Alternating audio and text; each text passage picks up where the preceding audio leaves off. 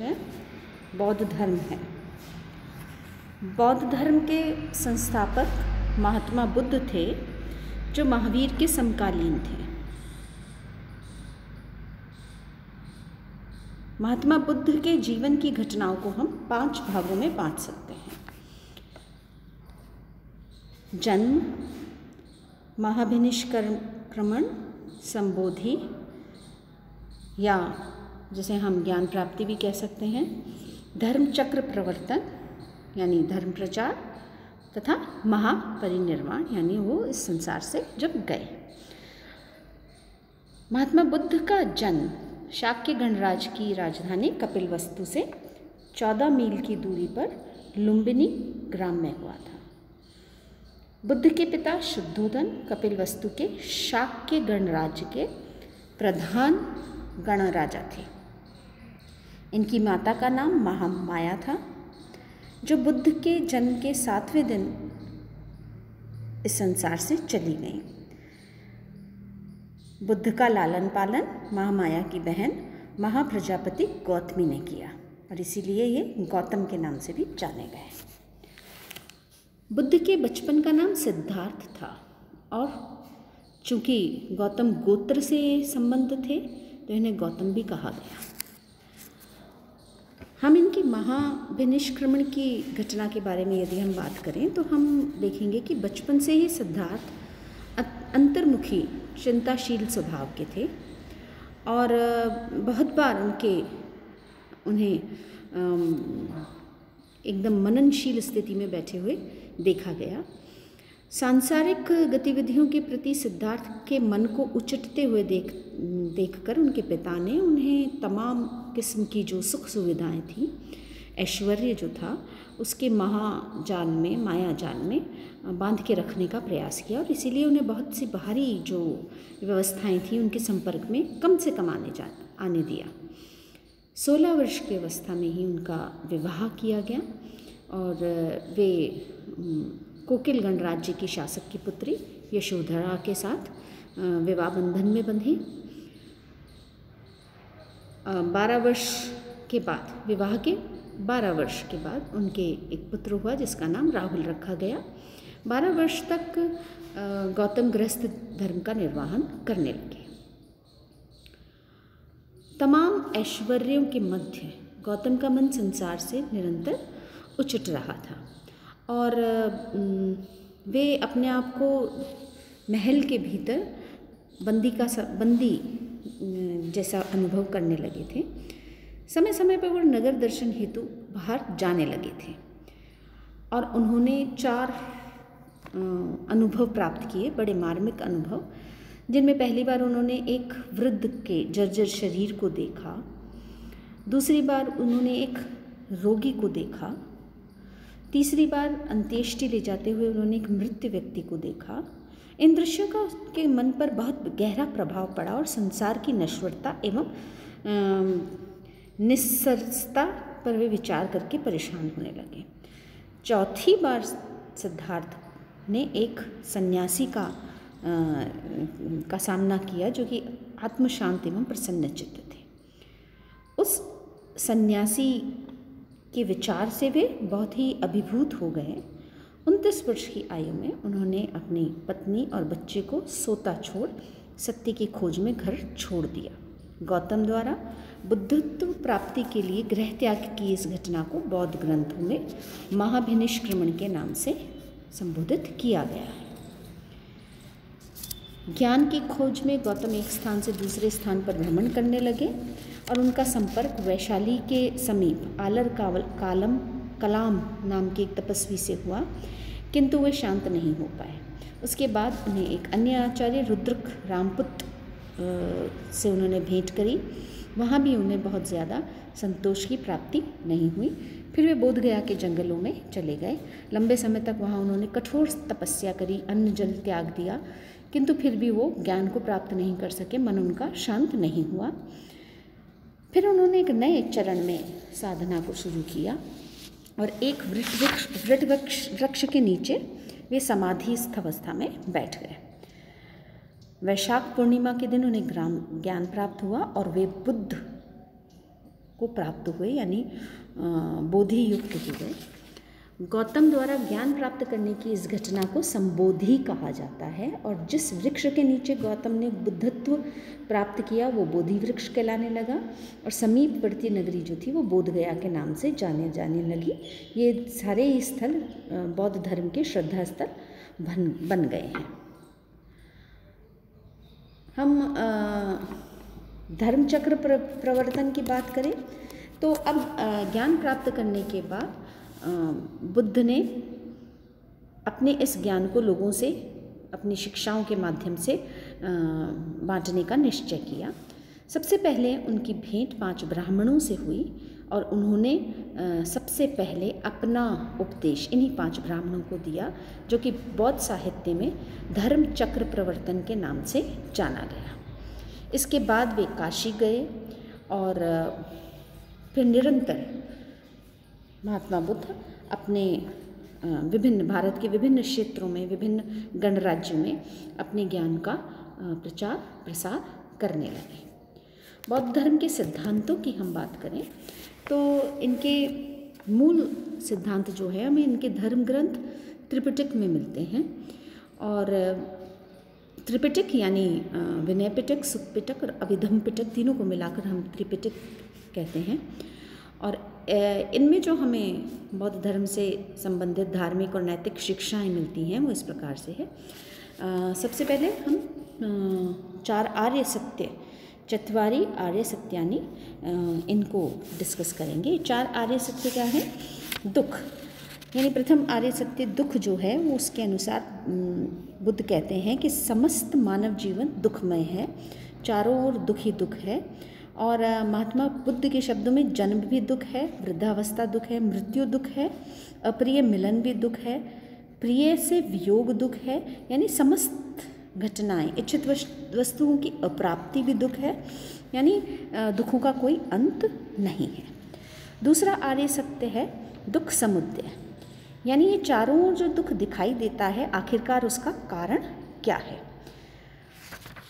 बौद्ध धर्म के प्रतीत्य समुत्पाद के नियम के अनुसार सृष्टि का चक्र एक कारण श्रृंखला में बंधा है, और इस कारण श्रृंखला ही इस दुख का कारण है।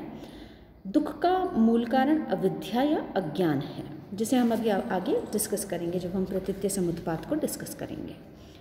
तृतीय आर्य सत्य दुख निरोध, जिस संसार में दुख ही दुख है, दुखों का समुदाय है, उसी प्रकार दुखों का निरोध भी कैसे संभव है, यानी इनका मूल कारण गौतम बुद्ध कहते हैं यदि हम दुख के मूल कारण को मिटा दें तो दुख का निरोध हो जाएगा, दुख भी समाप्त हो जाएगा। चतुर्थ आर्य सत्य है दुख निरोध का मार्ग, यानी क्या मार्ग है? अविद्या एवं तृष्णा के विनाश के लिए महात्मा बुद्ध ने दुख निरोध गामिनी प्रतिपद, यानी दुख निरोध मार्ग का विधान रखा है, जिसे अष्टांगिक मार्ग कहते हैं। यानी दुख का जो मूल कारण है वो अविद्या है एवं तृष्णा है।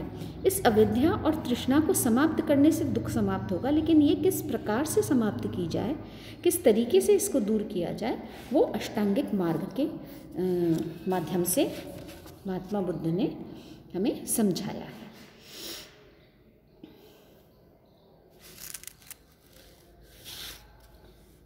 अष्टांगिक मार्ग में, यानी जैसा नाम से हमें समझ आ रहा है कि ये 4 अंग हैं इसके, दुख के निरोध तक ले जाने वाला मार्ग 8 अंगों द्वारा बना गया, यह आर्य अष्टांगिक मार्ग के नाम से जाना गया है। इसमें सबसे पहली बात बुद्ध कहते हैं सम्यक दृष्टि, अर्थात सत्य या यथार्थ दृष्टि होनी चाहिए। हमारा जो विश्वास है, जो ज्ञान है, वो स्पष्ट सत्य होना चाहिए। दूसरा उन्होंने सम्यक संकल्प की बात करी है। सम्यक संकल्प यानी सही विचार, अर्थात आर्य मार्ग पर चलने पर दृढ़ निश्चय, अष्टांगिक मार्ग पर चलने का दृढ़ निश्चय। सम्यक संकल्प को भी उन्होंने फिर 3 भागों में विभाजित किया है, त्याग का संकल्प, द्वेष भाव न रखने का संकल्प तथा हिंसा भाव न रखने का संकल्प। फिर सम्यक वाणी। सम्यक वाणी में यानी वाणी की सत्यता और मृदुता दोनों होनी चाहिए, सत्य भी बोले और मीठा भी बोले। प्रिय वचन बोलना सम्यक वाक है। असत्य और अप्रिय वचन जो हैं वो सम्यक वाक्य के अंतर्गत गिने नहीं जाते हैं। अगला अंग जो है वो सम्यक कर्मांत का है, यानी हमारे कर्म जो हैं वो सत्कर्म हो, हिंसा, चोरी, मिथ्याचार इस प्रकार की भावना जो है वो नहीं होनी चाहिए। फिर सम्यक आजीव। आजीव मतलब जीविका के ऐसे साधनों का उपयोग हम करें जो सदाचारी हों, जिनमें लोगों को धोखा देकर पैसा कमाना, दासों, नौकरों और जानवरों के ऊपर अत्याचार करना, ये सब हमारी आजीविका के साधन नहीं होने चाहिए। फिर उसके बाद सम्यक व्यायाम।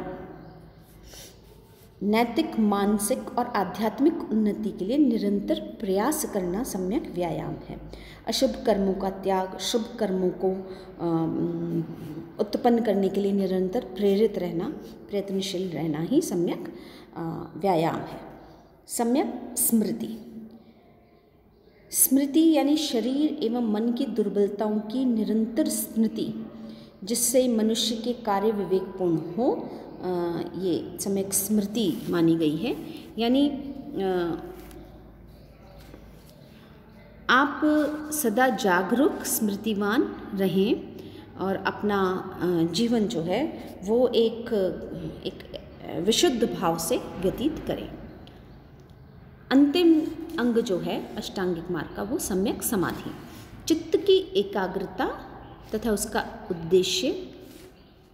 संक्षिप्त रूप में बुद्ध ये कहना चाह रहे हैं कि शील, समाधि एवं प्रज्ञा जो है वो दुख निरोध का साधन है। यानी त्रिरत्न जो हैं जिनमें हम आचरण अच्छा रखें, समाधि यानी जो हमारे भावना है वो स्थिर हो जाए, और प्रज्ञा यानी ज्ञान, चक्षु हमारा खुल जाए। ये तीनों ही जो अंग हैं ये सम्यक समाधि के रूप में देखे जाते हैं। शील का अर्थ है सदाचरण, समाधि से अभिप्राय है ध्यान की अवस्था, और प्रज्ञा का अर्थ है सत्य यथार्थ का ज्ञान।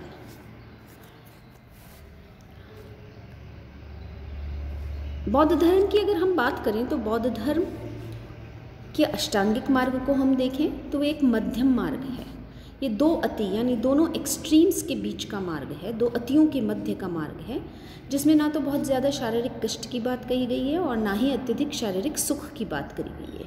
यानी दोनों ही स्थितियों का निषेध इस धर्म के माध्यम से हम देखते हैं। ये बहुत ज़्यादा आत्मपीड़ा में विश्वास नहीं करते हैं तो बहुत ज़्यादा सुख सुविधा में भी विश्वास नहीं करते हैं। ये शाश्वतवाद की बात करते हैं, यानी कुछ वस्तुएं नित्य हैं जिनका ना आदि है ना अंत है। साथ ही उच्छेदवाद की बात करते हैं, यानी वस्तुओं के नष्ट होने से कुछ भी नहीं रहता। यानी दो अतियों के बीच का बहुत ही एक सम्यक मार्ग है, एक मध्यम मार्ग है। अब हम इसके एक और बहुत ही महत्वपूर्ण शिक्षा के ऊपर चर्चा करते हैं जो प्रतीत्य समुत्पात के नाम से जानी गई है। प्रतीत्य समुत्पात का शाब्दिक अर्थ है, प्रतीत्य का अर्थ है इसके होने से, और समुत्पात का अर्थ है यह उत्पन्न होता है, यानी इसके होने से यह उत्पन्न होता है। ये बौद्ध धर्म का आधारभूत संसार है और इसके अनुसार संसार की हर वस्तु या घटना किसी विशेष कारण से उत्पन्न होती है।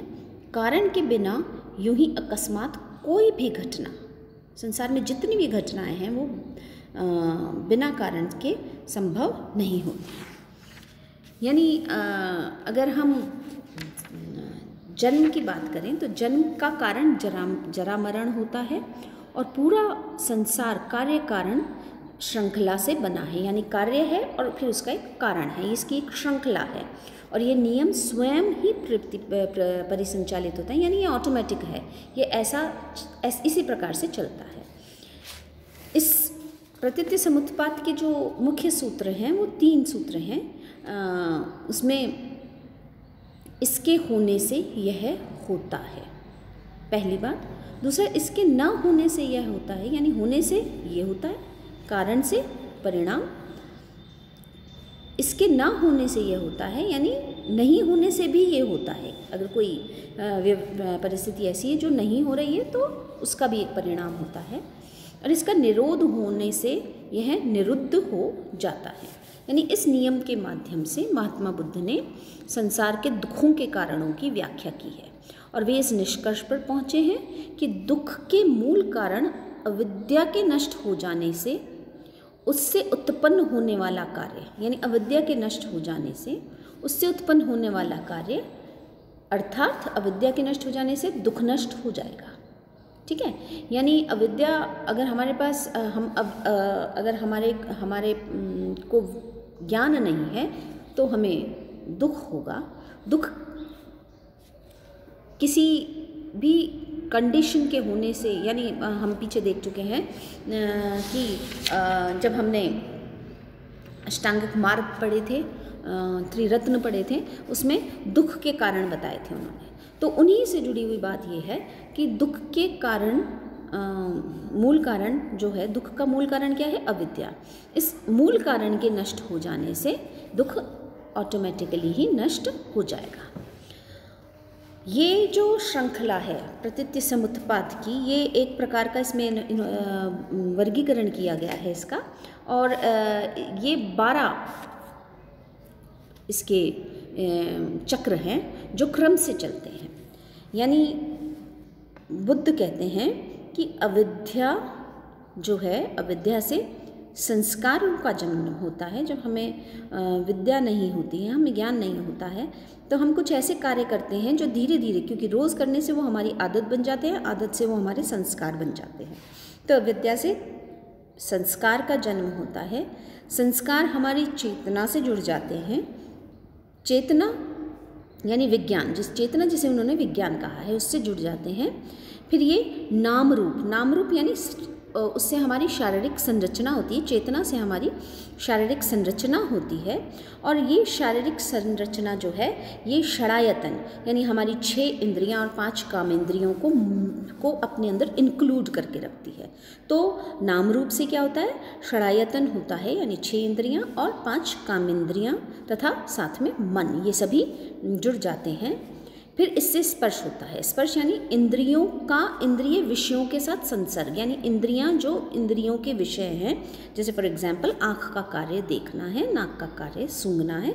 तो ये जो इंद्रियों अपने जो विषय हैं, अपने जो कार्य हैं, उनके साथ जब उनका जुड़ाव होता है तो वो स्पर्श कहलाता है। यानी षडायतन हुआ, इंद्रियों का विकास हुआ, फिर वो स्पर्श हुआ, यानी इंद्रियों ने अपने विषयों से अपने आप को जोड़ा। जैसे ही इंद्रियों ने अपने आप को विषयों से जोड़ा, वैसे ही वेदना यानी अनुभूतियाँ होने लगी। अनुभूतियों ने तृष्णा को जागृत किया, तृष्णा यानी इच्छाएं, और इच्छाओं ने उपादान को जागृत किया। उपादान से, इच्छाओं से उपादान हुआ, और उपादान से उपादान यानी किसी विषय में राग होना, किसी विषय के प्रति हमारा हम कह सकते हैं कि लगाव होना।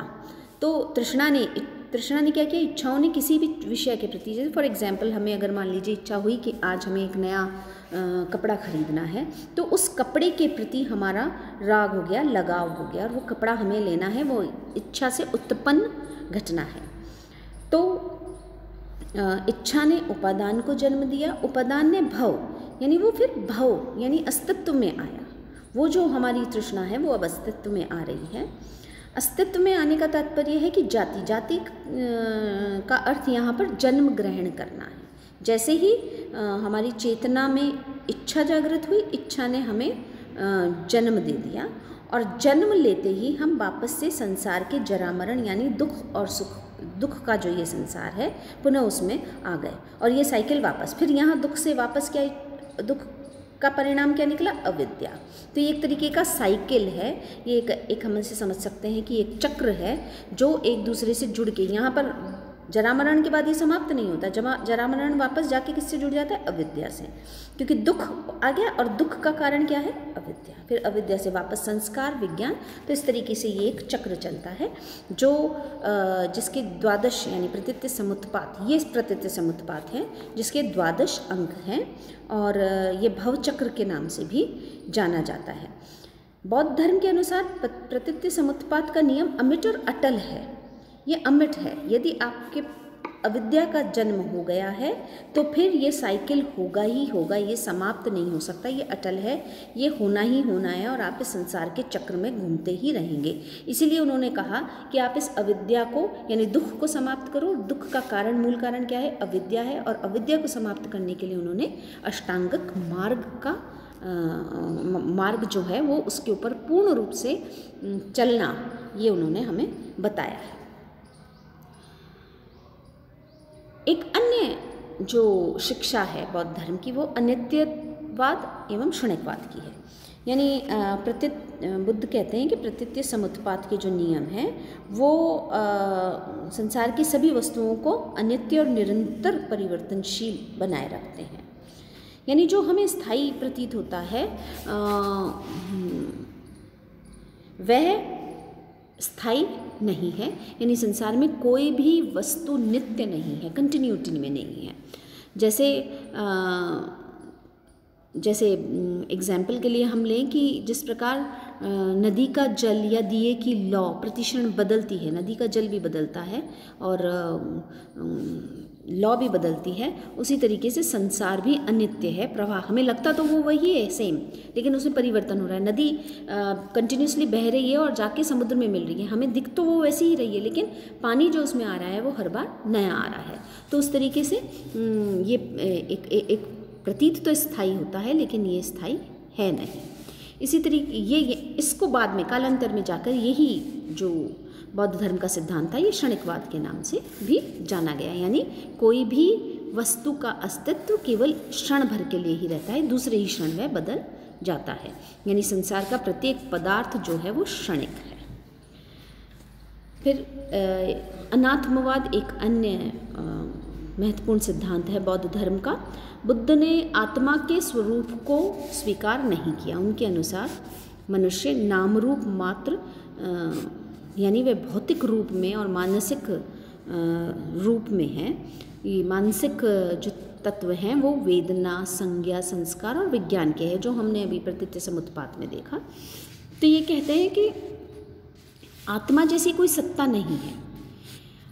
पुनर्जन्म नित्य आत्मा के अस्तित्व को स्वीकार किए बगैर सर्वथा संभव है। किस प्रकार से?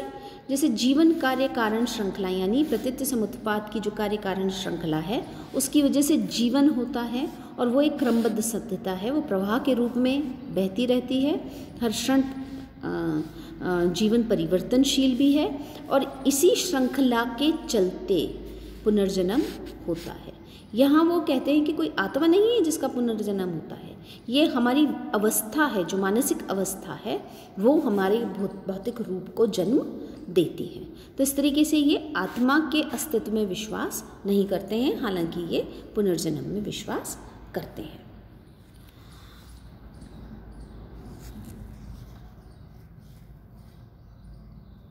जैसा अभी हम डिस्कस कर चुके हैं कि बौद्ध धर्म कर्म प्रधान है और कर्म प्रधान का अर्थ है कि ये कर्म कांडों से तात्पर्य नहीं है। कर्म प्रधान का अर्थ है कि मनुष्य की जो समस्त शारीरिक और मानसिक चेष्टाएं हैं वो उसके कर्म के अंतर्गत आती हैं। प्रतीत्य समुत्पात का जो नियम है वो एक अटल श्रृंखला है और व्यक्ति जैसा कर्म करेगा उसका फल उसको वैसे ही अनिवार्यतः स्वीकार करना होगा, उसे वो उस प्रकार का फल प्राप्त होगा। तो कर्म ही प्राणियों की हीनता और उत्तमता को दर्शाता है। ये कर्मवादी तो हैं, यानी कर्म के ऊपर विश्वास तो वे करते हैं, लेकिन जीव और आत्मा में वो विश्वास नहीं करते हैं। उनके अनुसार किसी भी आत्मा या जीवात्मा का पुनर्जन्म नहीं होता। उनके अनुसार पिछले जन्म के जो फलित कर्म बिंदु यानी जो बचे रह गए हैं, जो पूरे हो नहीं पाए हैं, उन्हीं की वजह से, प्रतीत समुत्पात की जो श्रृंखला है उनकी वजह से मनुष्य पुनर्जन्म लेते हैं और यही पुनर्जन्म का कारण माना जाता है। तो इस तरीके से हम देखते हैं कि बौद्ध धर्म के जो विभिन्न सिद्धांत हैं उनको गौतम बुद्ध ने उनका बहुत ही तेज़ी के साथ प्रचार प्रसार किया। और चूँकि उस समय हम जानते हैं, हमने जैन धर्म जब डिस्कस किया था तो हमने देखा था कि हिंदू धर्म की जो विसंगतियाँ थी उन्होंने इस प्रकार की व्यवस्था या इस प्रकार के नए धर्मों का चलन जो है उसको आगे बढ़ाया। हालांकि गौतम बुद्ध ने जब अपनी शिक्षाओं को लोगों तक पहुंचाया तब उस समय ये धर्म के रूप में नहीं था, धीरे धीरे ये एक धर्म के रूप में विकसित हुआ। ये वो केवल एक जीवन जीने की शैली के रूप में उन्होंने अपनी शिक्षाएं दी थी, लेकिन कालांतर में आते आते ये एक धर्म के रूप में स्थापित हुआ। बाद में हम देखते हैं कि बौद्ध धर्म हीनयान और महायान 2 संप्रदायों में विभक्त भी हो गया था। और फिर ये केवल भारत ही नहीं, भारत के बाहर भी बहुत से देशों में ये इसका प्रचार हुआ, प्रसार हुआ। तो हम समझ सकते हैं कि बौद्ध और जैन धर्म जो थे ये शुरू में एक व्यवस्था के रूप में आए, बाद में ये धर्म बनते चले गए और लोगों ने जो कि अपनी सामाजिक व्यवस्थाओं से बहुत परेशान थे, उन लोगों ने इस धर्म को स्वीकार किया और ये पॉपुलर हो गए।